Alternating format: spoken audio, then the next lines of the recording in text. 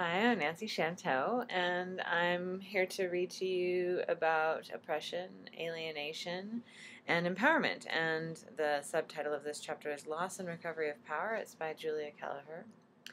And I'm going to read to you today about the alienation formula. And this formula is the basis of a lot of what we do in Skills for Change coaching. The formula contains a lot of how we think about problems and change, and what we can do about making the changes that we want to make in our lives and facing the obstacles that we face. So I'll just read to you about this, and then I'll talk a little bit more about it. The philosophic concept of alienation is enormously useful as we attempt to unravel the murky complexity of this kind of human discontent and find a way through it to more empowerment and meaningful human activity. In the 1970s, the Radical Psychiatry Collective created a powerful sociological formula describing how three aspects of cultural influences tie together and form the trap of alienation. As we reflect on the complexity of this formula, it's important to keep in mind that the forces impacting us via the culture are largely unexamined by individuals, and even then habits of culture are hard to break.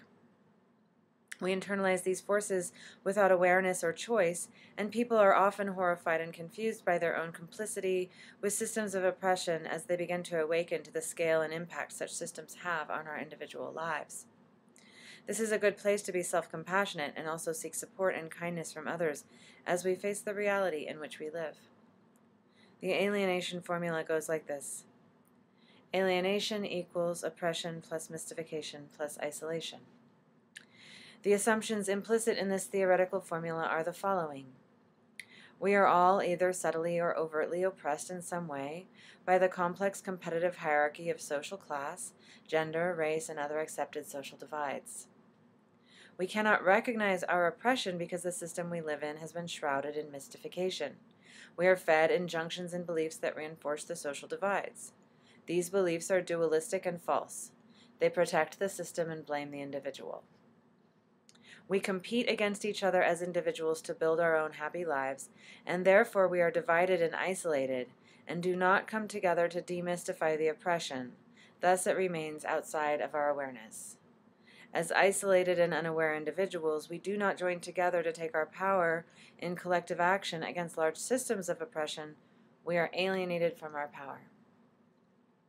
Taken together, our oppression plus mystification plus isolation forms a self-reinforcing loop that results in our alienation from our power. We cannot change as isolated individuals, and we cannot change what we cannot see or name. Our attempts to change are constantly thwarted, and the shroud of mystification makes it incredibly difficult to even see the choices that will make our lives different, better, and more satisfying.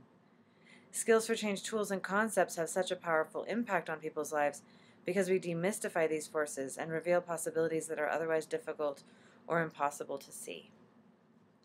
So I'm excited to talk about the alienation formula because so much of what we do in Skills for Change stems from it.